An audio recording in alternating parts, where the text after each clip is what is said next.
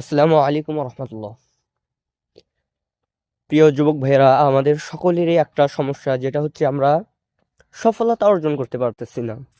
ভাই দেখেন, আমরা দুনিয়ার বুকে অনেক ডিগ্রি অর্জন করছি, কিন্তু আমরা লাস্টে সফলতা অর্জন করতে পারতেছি না।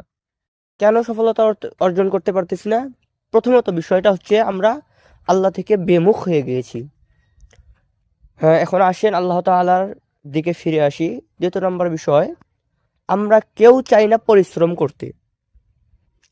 পরিশ্রম যে বিষয়টা, পরিশ্রম না করলে, হ্যাঁ, আমরা পরিশ্রমী হব কিভাবে? সফলতা অর্জন করব কিভাবে? আমরা কিভাবে টাকা অর্জন করব? তাহলে আসুন, আমরা আপনি আমরা সবাই যদি সফলতা অর্জন করতে চাই, তাহলে আমাদেরকে ক্ষুদ্রতম জিনিস দিয়েই শুরু করতে হবে। ধরেন ক্ষুদ্রতম ব্যবসা, রাস্তার ধারে, রাস্তার সাইডে, ফুটপাতে আপনারা ছোট্ট একটা ব্যবসা শুরু করে দেন। এটাও একটা সফলতার ধাপ। আপনি চাইলে, হ্যাঁ, একটা দোকান নিতে পারেন। আপনি চাইলে আহ, বিভিন্ন ব্যবসায় জড়িয়ে পড়তে পারেন। ডক্টর ইউনূস আমাদের দেশের প্রধান উপদেষ্টা বর্তমান, ডক্টর ইউনূস স্যার একটা কথা বলছিলেন যে, তোমরা কেন চাকরির পেছনে ঘুরবা? তোমরা নিজেই তো অন্যজনকে চাকরি দিবা।